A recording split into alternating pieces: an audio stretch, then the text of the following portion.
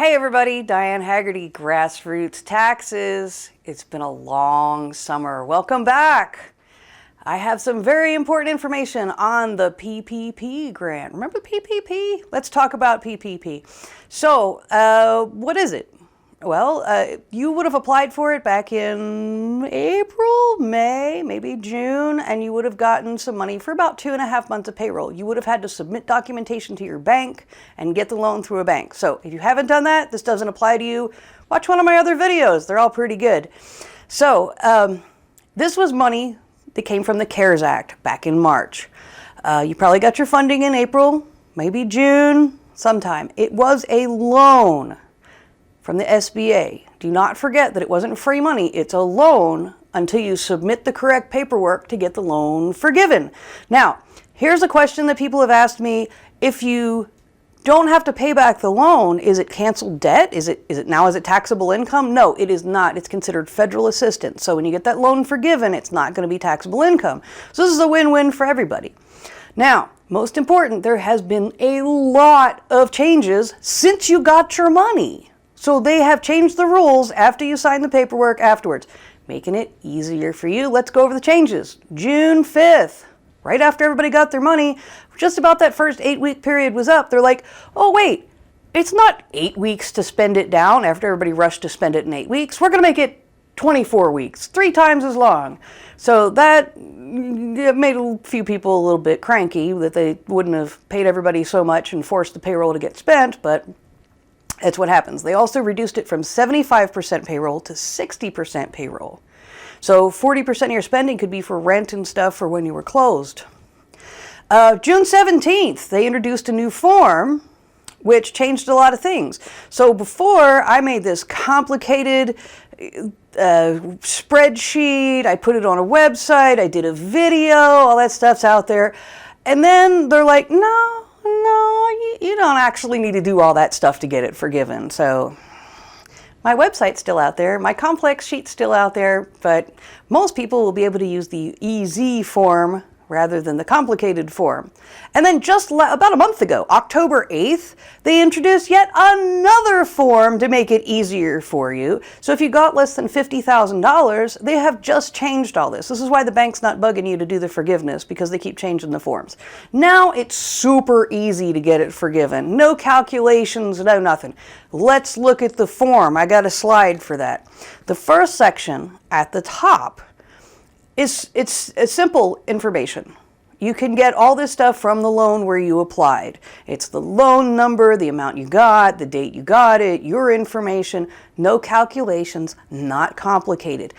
Even my most paperwork challenged clients, you'll be able to fill this out yourself, I promise. Super easy. Fill in the top part.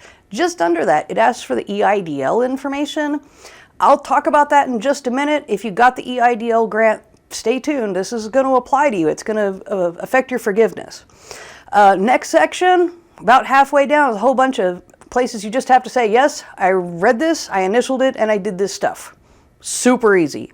Sign and date at the bottom, and we are done. That's it. That's the whole form. No calculations, no nothing. You just fill in the information right off the loan. Let's talk about the EIDL, though. Now, I mentioned this before when I was talking about double dipping, triple dipping, quadruple dipping, quintuple dipping. Okay, there was a lot of programs out there. You could do some crazy stuff. And you can't get something from 2 different programs. Well, the SBA has a rule that says you can't have 2 SBA loans at the same time. Okay, the EIDL was the one that everybody had mostly in April. I don't think anybody could have applied for it after April and actually gotten it. It was an advance on a grant. You got $1,000 per employee. Don't have to pay it back. And then it was added to emergency disaster loan from the SBA. But if you didn't qualify or you didn't ever sign the paperwork and get that additional loan, that's not forgiven, by the way. If you didn't get that loan and you just got the advance, that amount of the advance, it's not going to be forgiven off your PPP. You can't combine 2 forgiven loans for the same purpose. So that's a little complex. That's why they're asking for it at the bottom there. They want to know. So if you got $6,000 or $8,000, let's say you got $8,000 for PPP and you got a $2,000 EIDL grant for you and your one employee, yeah, only $6,000 of your PPP is going to be forgiven and you're going to have to repay that. Now, if you did get the disaster grant, which would have been a lot more money, that does have to get paid back, you need to talk to your lender about how you're going to get that forgiven and how you're going to get that paid back and get them combined. I can't give you specific information on that because you have to talk to your lender. Now, once you get that form done, what's next? Documentation. You don't have to add it up. You just have to send in the documents. Okay, what do you need? Payroll provider report. So who's your payroll provider? I don't know, be somebody like, I don't know, me. I do a lot of payroll. You might use Intuit, you might use QuickBooks, you might use Gusto, or you might use something like ADP or a major payroll company. You're going to be able to print the reports right out of that or ask somebody to print them for you if you work with a payroll provider.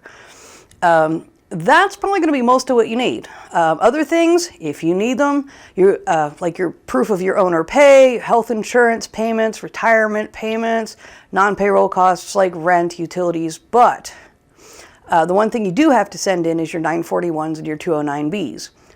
Or depending on what state you're in, your unemployment quarterly forms and your 941 federal quarterly forms for payroll. You have to show what you filed. Other than that, I don't really think you're going to need a whole lot. So before you start digging through all your rent receipts and utility bills, it's very specific in the forgiveness paperwork that you don't send in more than you actually need forgiven. Don't send in $10,000 worth of receipts if you got $6,000 worth of stuff.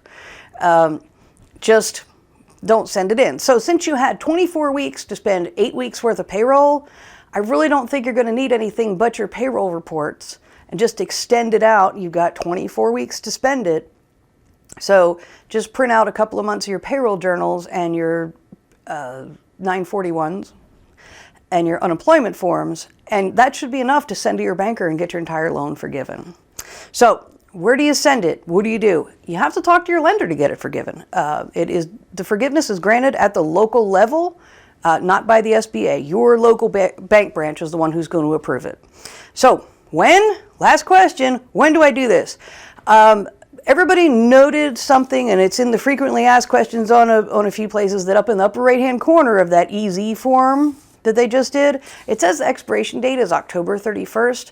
We've been assured that that is not true. The actual date that you need to apply for forgiveness is not October 31st of this year. It has been extended. It is 10 months after your 24-week covered period to spend the money. So that's like a long time. That's like 16 months. So check with your lender. Check with your lender for the exact date you need to get this applied for. But right now, if you have spent the money, this is a good time. Apply for the forgiveness. Get it done by the end of the year. Real simple. Talk to your lender. So if you found this video helpful, share it with your friends. Subscribe to my channel.